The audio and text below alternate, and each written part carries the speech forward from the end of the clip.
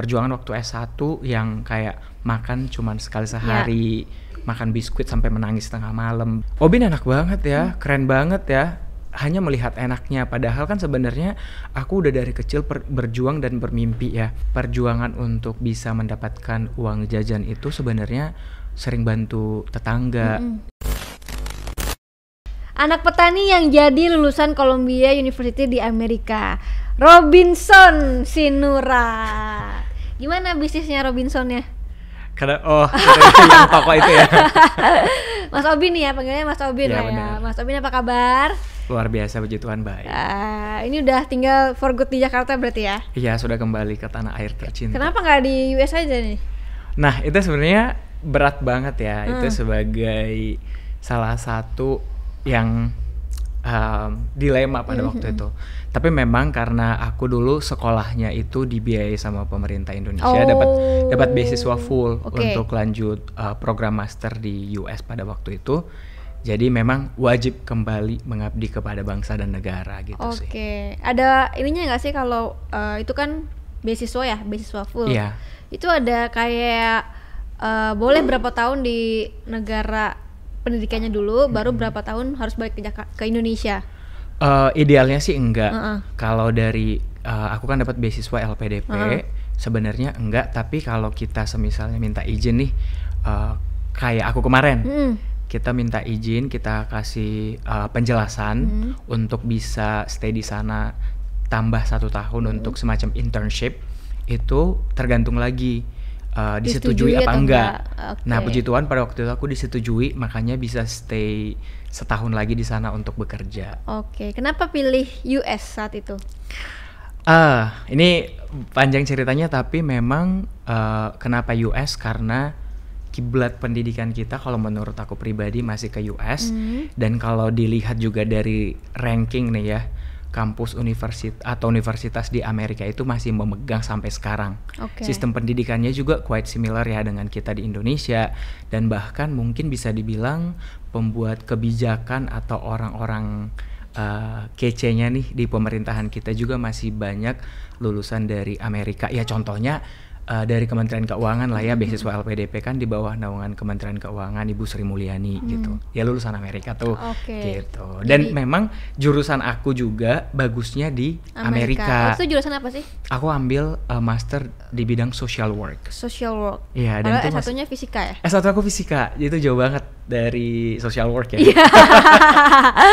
Tapi waktu ambil S1 suka sama fisika? Sebenarnya enggak. Enggak juga. Enggak juga. Tapi bisa gitu, artinya sebenarnya cita-cita aku itu bukan jurusan itu ya. Itu hanya sebagai jalan supaya aku bisa masuk ke perguruan tinggi negeri. Gitu. Oke. Nah kalau kita lihat-lihat di Google, di internet gitu kan, ini kan viralnya nih karena seorang anak petani yang ternyata bisa menggapai cita-citanya untuk sekolah di Amerika. Itu cita-cita dari dulu kah?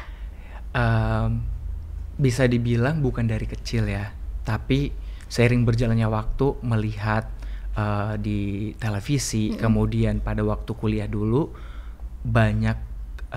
bukan banyak sih, ada beberapa kakak tingkat yang bisa belajar di Amerika Serikat, pertukaran pelajar gitu. Nah kebetulan sebenarnya dari jurusan aku itu belum ada pada waktu itu. Terus ini menarik nih, semenjak saat itu mulai searching, mulai lihat-lihat, ternyata memang Amerika itu keren banget ya, salah satu negara adikuasa gitu. Sehingga sejak saat itu juga aku sudah menargetkan untuk aku harus ke Amerika nih gitu. Dan coba beberapa kali pertukaran nih, beasiswa pertukaran pelajar, pertukaran mahasiswa, pertukaran pemuda, nggak pernah lolos nih. Jadi sebenarnya panjang perjuangan. Panjang. Dari saya baca dari SD juga udah berjuang ya. Betul. Kalau mengenai kehidupan sebenarnya udah dari kecil berjuang karena sudah jauh dari orang tua. Karena orang tuaku sampai sekarang masih di kampung halaman. Ya namanya juga orang tua dan dari daerah ya, mereka belum bersedia untuk pindah, dan memang nggak mau. Benar gitu. Jadi ayah sama ibu dulu petani. Sampai sekarang mereka masih bertani. Iya. Petani kan ada, maksudnya ada juga yang bisnis. Kalau ayah ibunya Mas Obin tuh? Bapak mama aku benar-benar petani, jadi benar-benar bekerja ke ladang gitu. Jadi mereka yang mengelola sendiri sesuatu yang memang bisa ditanam, bisa dipanen di ladang gitu. Jadi mereka yang langsung, iya betul, habis itu dijual. Oke, gimana sih dulu strugglingnya yang mungkin belum diceritain dimanapun nih? Bolehlah ceritain di sini ya.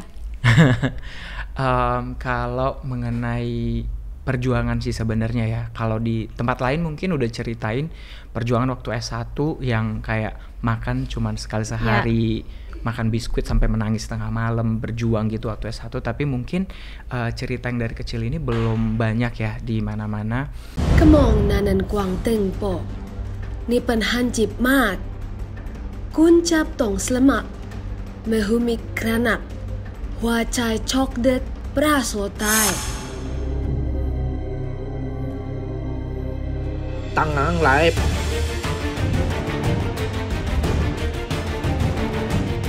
Ngao Clau. Ôi, Imang Kimong leo.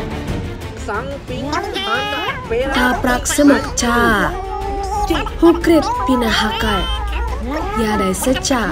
Teng sama klam tong. Ngao Clau.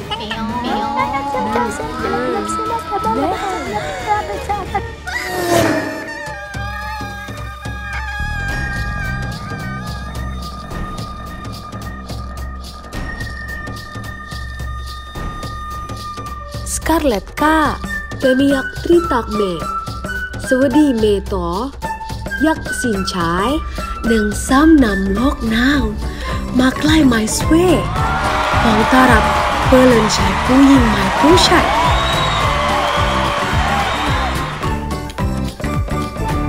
Scarlett ka. Jadi sebenarnya karena sudah jauh dari orang tua sejak kecil, perjuangan untuk bisa mendapatkan uang jajan itu sebenarnya sering bantu tetangga. Jadi ada contohnya tetangga tukang jahit untuk antar barang-barangnya ke pasar.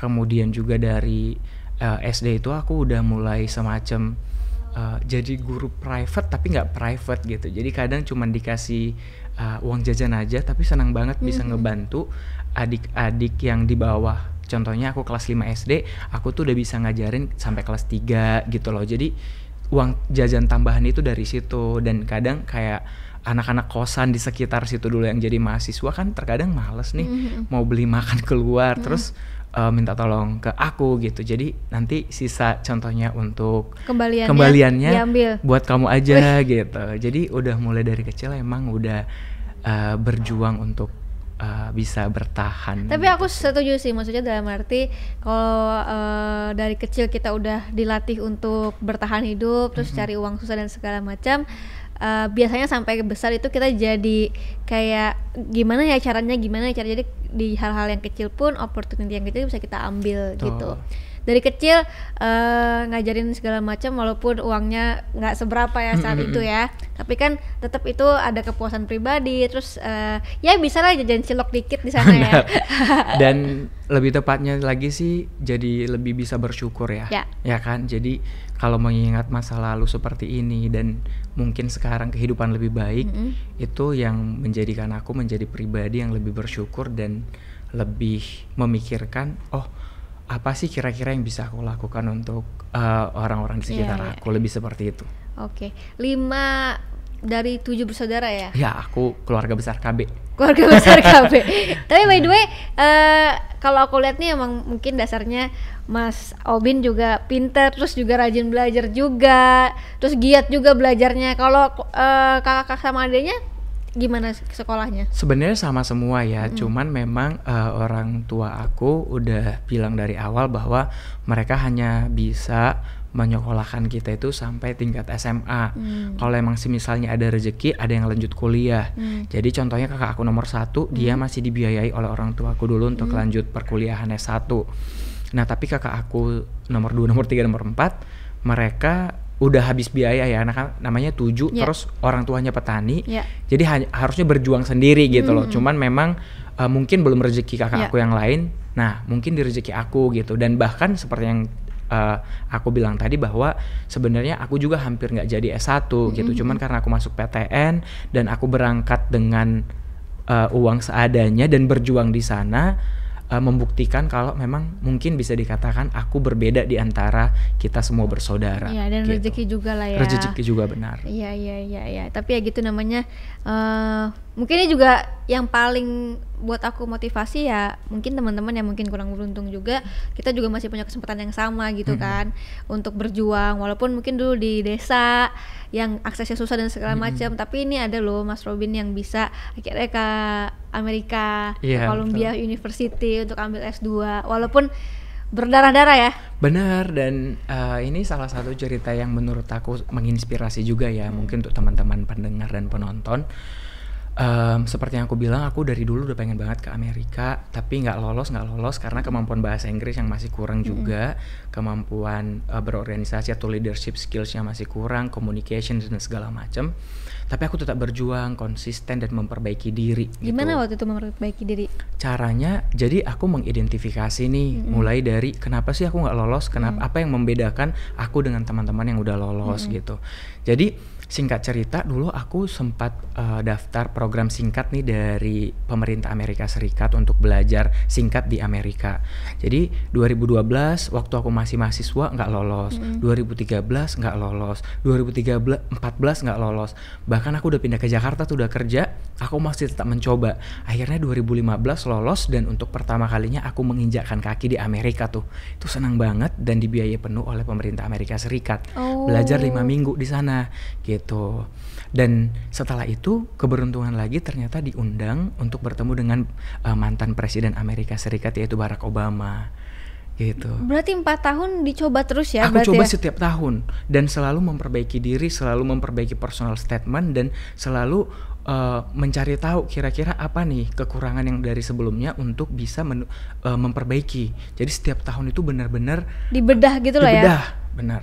Ini sama kayak ada kasus juga teman-teman yang mungkin apply buat LPDP, tapi beberapa tahun nggak masuk gitu kan, karena ada yang salah lah apa segala macam. Nah itu terus di kulik ya, dibedah apa sih yang salah, apa sih yang bikin kita tuh nggak lolos gitu kan. Nah itu emang apa yang bikin Mas Obin nggak lolos selain bahasa Inggris? Aku identifikasi satu persatu, mulai dari kegiatan organisasi aku masih kurang linear dengan apa yang aku daftar. Kemudian masih kurang kuat, walaupun memang sudah berkecimpung di dunia topiknya kemarin itu civic engagement ya, social work, social science juga, tapi masih kurang kuat gitu. Dan tersadarnya itu sebenarnya waktu 2015 di Amerika itu, si profesor itu di dalam kelas suruh aku presentasi nih tentang project yang udah pernah aku lakukan di Indonesia. Dan pada waktu itu setelah presentasi, aku tersadar bahwa gila, kalau mungkin dulu aku berangkatnya 2012, 13 atau 14, aku disuruh ke depan, apa yang mau aku jelasin, dan mungkin bahasa Inggris aku pada waktu itu juga belum cukup. Dan di sini aku percaya bahwa sepertinya memang Tuhan itu akan memberikan kita waktu yang tepat gitu loh. Di situ kayak wah, gila. Di situ tuh tersadar gitu loh. Oh, berarti memang ini waktu yang tepat gitu. Jadi semenjak saat itu juga aku berpikir bahwa setiap apa yang aku lakukan, ketika misalnya aku nggak lolos suatu program atau kegiatan atau apapun itu, pasti ada alasan di balik ini gitu loh. Jadi semakin aku berpikir sih semakin dewasa aja ya, gitu. Benar, ya nggak sih? Ya kalau 2012 pergi juga belum siap apa-apa benar, kan? Gitu. Walaupun udah 2012 itu aku nggak lolos, aku tuh menangis darah, gitu, menangis bombay. Karena jadi gini, aku tuh bikin acara, waktu itu kan aku kuliahnya di Universitas Sriwijaya Palembang ya. Aku tuh bikin acara nasional di sana bersama teman-teman lain dari organisasi. 2 peserta kita ini lolos. Kebayang nggak? Aku panitia yang menyelenggarakan acara itu, aku tuh nggak lolos. 2 peserta kita ini lolos dan mereka berangkat ke Amerika. Di situ tuh aku ngerasa gila, ini apa-apaan gitu. Iya. Ya kayak pasti. Wah, ini sepertinya hidup ini tidak adil gitu. Tapi bener, aku di situ nangis bombay. Tapi di satu sisi waktu aku lolos itu aku langsung mikir bahwa wah, benar banget. Dan seperti yang aku bilang, setelah aku pulang dari Amerika, di bulan Novembernya itu aku mendapat undangan bahkan menjadi tim leader, salah satu tim leader dari Indonesia yang diundang ke Kuala Lumpur untuk bertemu Barack Obama. Wah, gimana Gitu loh. coba ceritain tuh ketemu mantan presiden Amerika. Ya, itu kayak memang mimpi aku ketika si Barack Obama menjabat menjadi presiden, aku tuh sudah punya sesuatu gila. Ini adalah presiden yang bisa dibilang dari minoritas ya, dia kan berkulit hitam, bisa menjadi nomor 1 di negara Amerika, dan dia juga punya program banyak banget untuk anak-anak muda, dan aku berpikir bahwa aku nih harus ketemu nih one day sama Obama, pengen banget. Dan memang program yang aku lolos itu diinisiasi oleh Barack Obama. Gitu, program yang aku join itu, dan emang udah jalannya kali ya, dan akhirnya bertemu tuh dengan Obama. Rasanya gimana sih gila, rasanya? Gila, itu sesuatu banget, dan perlahan-lahan Tuhan menjawab ya setiap mimpi-mimpi yang udah aku rajut pada waktu itu. Dan sebenarnya mungkin kalau orang melihat Obin enak banget ya, keren banget ya, hanya melihat enaknya, padahal kan sebenarnya aku udah dari kecil berjuang dan bermimpi ya.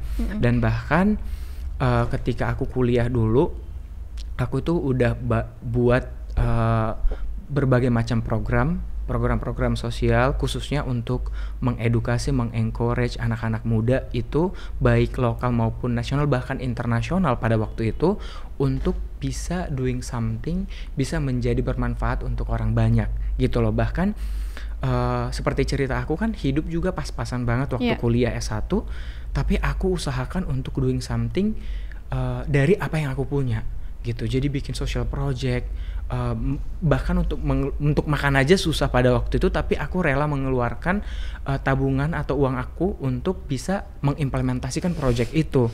Bagaimana kita bisa menjadi bermanfaat untuk orang banyak dan mengajak anak-anak muda lainnya untuk melakukan hal yang sama gitu. Jadi aku tuh dulu memang udah dari kuliah membuat project sosial, baik itu lokal, nasional, bahkan internasional gitu. Walaupun bahasa Inggris masih acak-adul, tapi aku hanya bisa percaya diri ngomong aja, karena menurut aku kita harus berani dulu. Makanya moto hidup aku salah satunya sampai sekarang itu adalah be brave, karena harus berani dulu. Karena kalau kita nggak berani, ya bagaimana kita bisa menjalankan atau bahkan untuk mencapai sesuatu yang ingin kita capai gitu loh. Jadi berani aja dulu. Oke, berarti yang waktu itu pertama kali ke Amerika bukan S2 ya? Bukan. Semacam pertukaran pelajar gitu ya? Iya, pertukaran pemuda sih. Jadi Young Southeast Asian Leader Initiative. Jadi pemuda terpilih dari negara ASEAN. Dan dari Indonesia itu pada waktu itu 4 orang gitu. Dan sisanya dari negara lain, dari ASEAN juga. Dari ASEAN. Oke. Gitu. Gimana tuh pengalaman belajar di sana? Kemarin juga aku sempat ada ngobrol sama yang pernah belajar juga di sana. Kayak sistemnya udah bagus banget ya. Iya, aku suka banget. Jadi pertama kali ke Amerika itu kan 2015 yang tadi, dan itu di universitas yang menurut aku belum masuk top schoolnya di Amerika. Itu aja aku menurut aku udah bagus banget.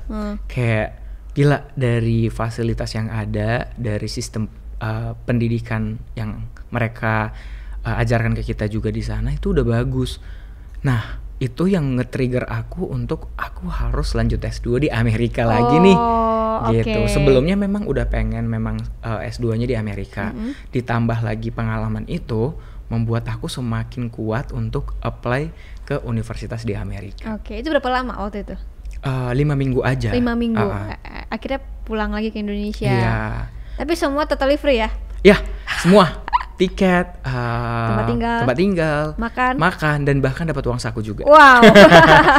Dan uang saku itulah yang aku pakai untuk bayar tes IELTS untuk mendaftarkan beasiswa LPDP. Jadi makan apa di sana kok nggak uang sakunya diambil juga? Kita kan dikasih juga tuh kadang kayak dari penginapan kita udah ada breakfast, sarapan segala macam. Kadang kita bawa itu untuk lunch gitu-gitulah. Jadi gimana caranya bisa mengatur dari uang. Yang penting uang irit lah ya. Benar. Oke, setelah itu akhirnya S2 di sana. S2 di Amerika. 2 tahun berarti ya itu ya? Iya, aku S2 2 tahun. Kemudian yang aku bilang tadi, aku lanjut semacam OPT, kerja selama 1 tahun di kota New York. Di kota New York. Jadi totalnya 3 tahun. Jadi nih. apa di sana? Jadi aku dulu jadi counseling specialist di salah satu sekolah. Jadi aku ngurusin anak-anak, kalau di sana itu middle and high school students. Gitu. Jadi counseling specialist ini memang khusus untuk orang-orang yang sudah memiliki gelar master di social work.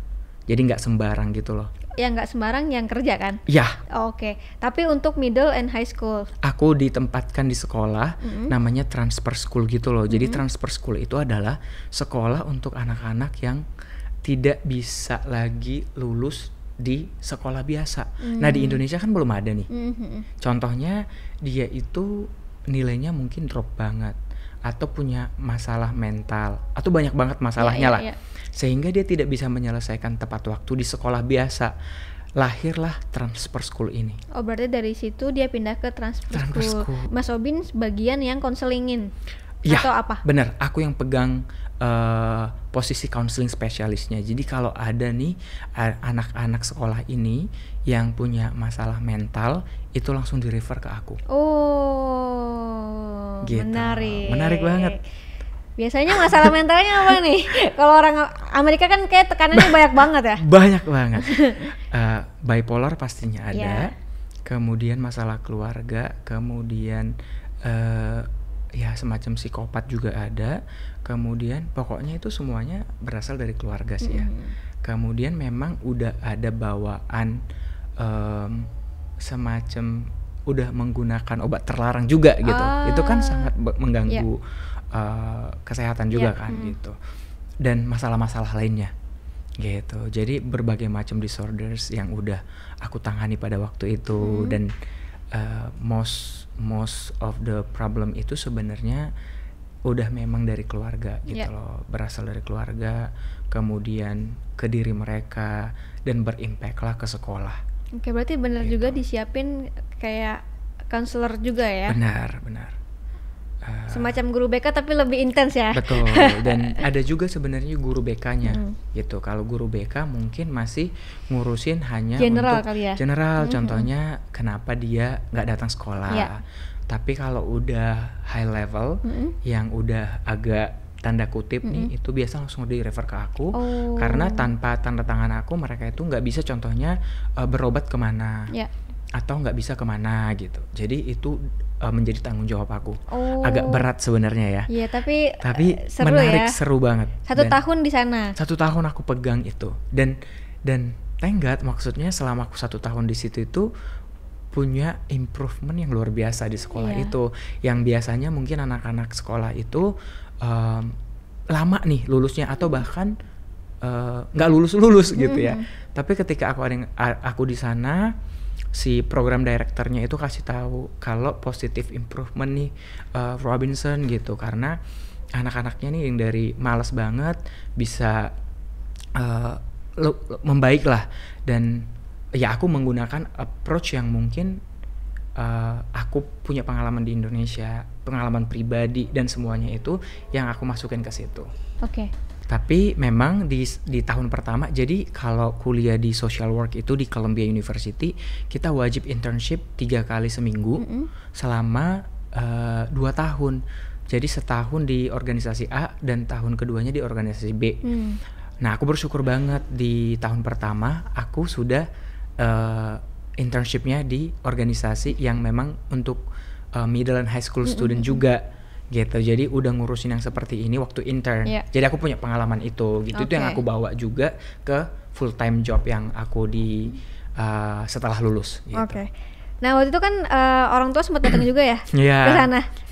Itu siapa yang bayarin? Aku.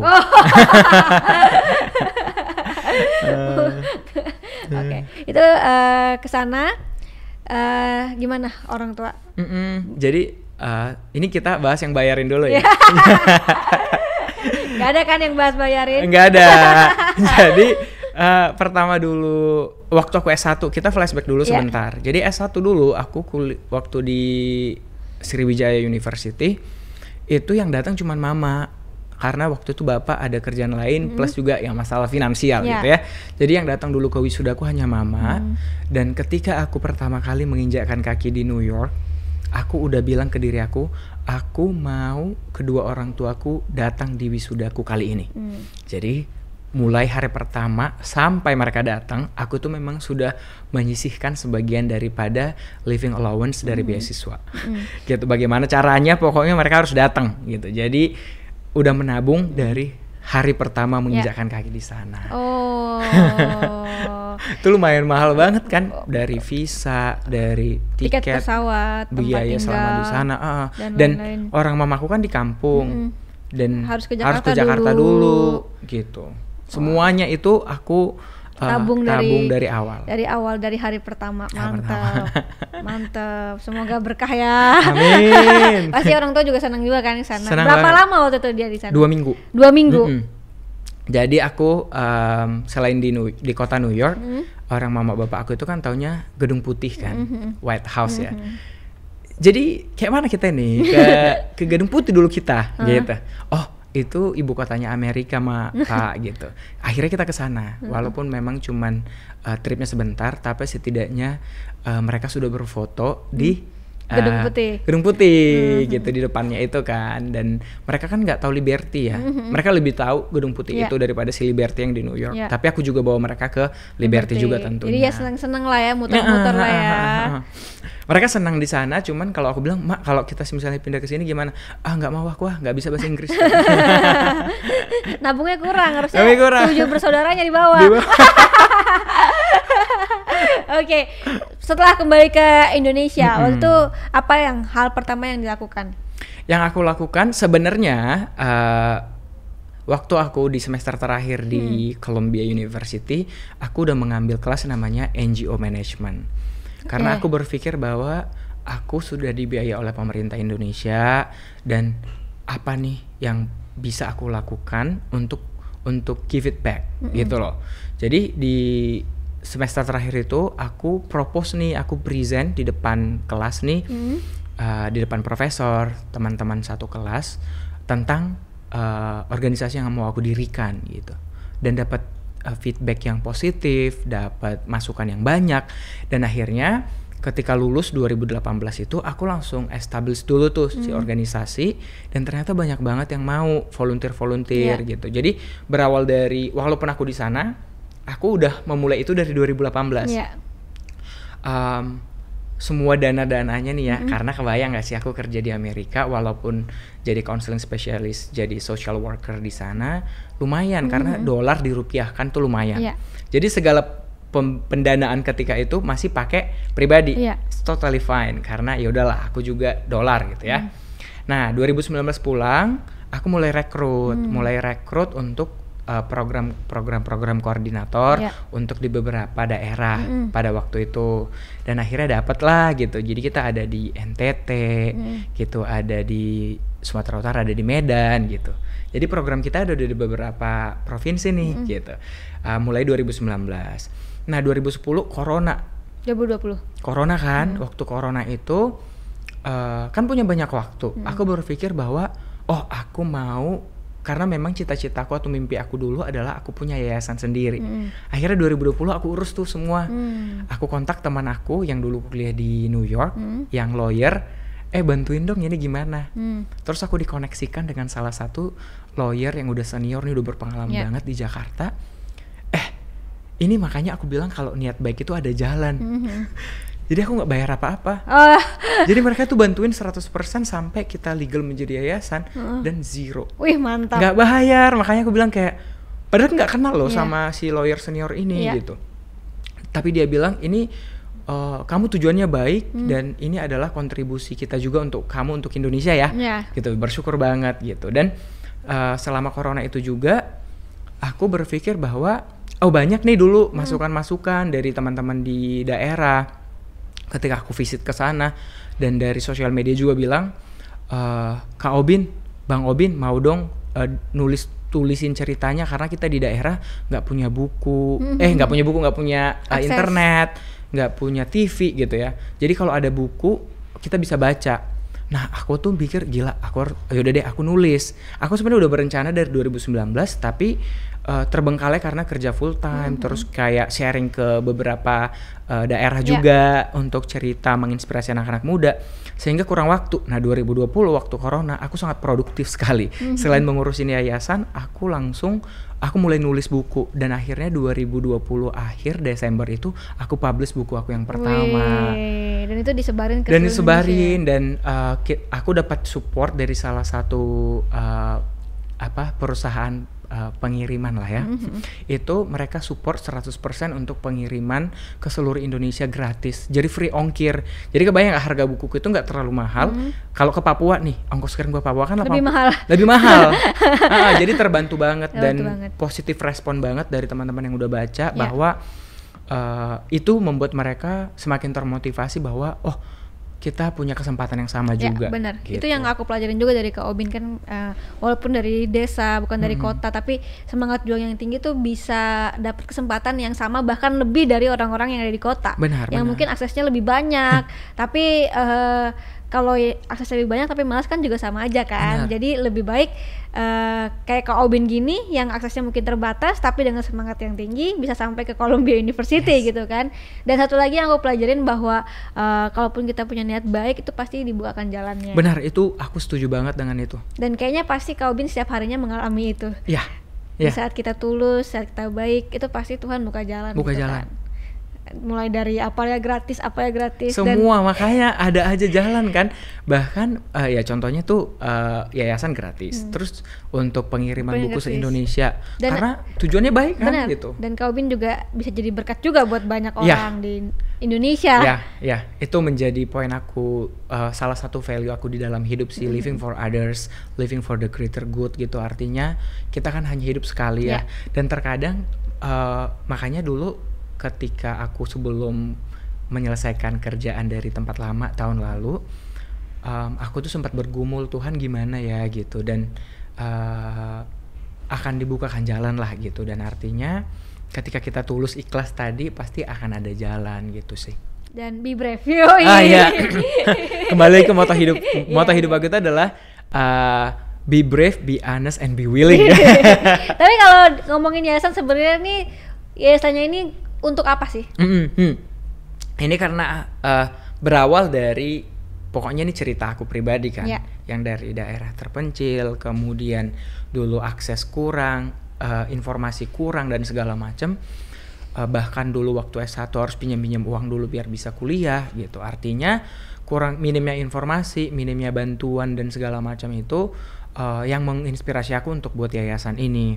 Nah, jadi tujuan kita adalah sebenarnya menginspirasi, mengajak anak-anak muda Indonesia khususnya yang ada di daerah, mungkin yang memiliki background yang hampir sama dengan aku, untuk berani bermimpi, untuk berani berjuang meraih mimpinya di dunia pendidikan gitu. Jadi so far kita kasih nih mentoring, kita kasih juga belajar bahasa Inggris gratis untuk teman-teman di daerah. Kemudian sempat juga kita kasih beasiswa. Kita kasih beasiswa untuk anak-anak Indonesia dari berlatar belakang sederhana nih ya, low middle income families. Khususnya waktu corona kemarin hampir drop out kita bantu. Itu cerita mereka itu sangat-sangat sedih banget. Banyak yang daftar tapi dana kita nggak cukup. Jadi kita kemarin cuman milih yang paling butuh gitu. Dan 3 di antara penerima beasiswa kita ini udah lulus nih, dan kita senang banget mendengar cerita mereka bahwa mereka juga sudah bisa membantu keluarganya. Dan salah satu nih cerita yang menurut aku menginspirasi, setelah kita bantu dia nih, dia sekarang dan sudah pernah membantu teman-teman atau orang-orang di daerahnya untuk dikasih tutoring biar masuk perguruan tinggi negeri. Jadi secara gratis mentoring gitu juga. Dan dia bilang, aku dulu dibantu Kak Obin sama Yayasan Mimpi Besar, saatnya aku ngebantu orang-orang di tempat aku untuk mereka bisa masuk PTN gitu. Rasanya itu kayak gila ya. Senang banget, walaupun mungkin kalau dibilang berapa sih itu? Tapi kan kita lihat dampaknya, impactnya positif gitu. Itu udah aku pikir bahwa aku ada harapan nih, yayasan ini ada harapan gitu. Dan beberapa teman kita yang lain juga contohnya nih ada yang udah sekarang ini lagi kuliah di Hungaria. Kemudian tim kita yang di NTT nih ya, bentar lagi dia akan berangkat sudah mendapatkan beasiswa LPDP gitu. Dan maksudnya ada teman kita yang dulu di daerah nih di Ternate yang dulunya nggak paham dan nggak tahu ada beasiswa ini itu, dia masuk ke tahap interview walaupun mungkin belum lolos, tapi berani mencoba dan sampai lolos ke tahap interview itu untuk program singkat ke Amerika. Itu udah wow loh gitu. Dari ratusan orang yang hadir di seminar kita, puluhan orang yang tertarik, yang mendaftar hanya 3 orang, dan bukan yang mendaftar, yang mau sampai ke tahap terakhir 3 orang, yang mendaftar hanya 1 dan dia lolos ke tahap interview. Itu kan sesuatu banget gitu. Banget. Dan itu ada kepuasan pribadi. Pribadi. Oh, dan ini nih, baru-baru ini juga aku ngebantuin tuh beberapa teman-teman, dan puji Tuhan nih ya, yang tahap 1 kemarin 2023 ini yang aku bantuin nih mulai dari awal, ada yang aku bantuin juga di mock interviewnya, itu semua lolos beasiswa LPDP. Gitu loh, kayak aku senang banget gitu, dan aku berharapnya semakin banyak orang yang mau berani gitu loh untuk meraih mimpi mereka. Amin, amin. Nah, selanjutnya nih apa yang pengen Kak Obin lakukan ke depannya? Kedepannya aku berharap sekali nih Yayasan Mimpi Besar Indonesia tetap eksis dan semakin banyak dampak positif yang bisa kita berikan kepada anak-anak muda di Indonesia. Dan aku pengen sekolah lagi. Sekolah lagi? Iya.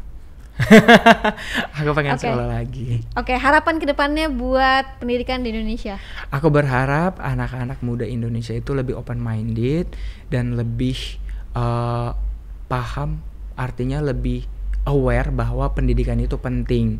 Pendidikan itu penting ya karena kita, menurut aku pribadi, nggak hanya belajar di dalam ruangan, tapi bagaimana kita bisa berinteraksi dengan orang lain, bagaimana kita bisa menyampaikan pendapat atau opini kita, bagaimana kita bisa melatih cara atau communication skills atau leadership skill kita itu didapatkan itu ya nggak hanya di dalam kelas gitu, tapi di luar dari ruangan itu. Ya contohnya kayak aku kan fisika S1. Kalau orang berpikir dulu aku tuh di underestimate, fisika mau jadi apa? Mau jadi guru ya? Gitu.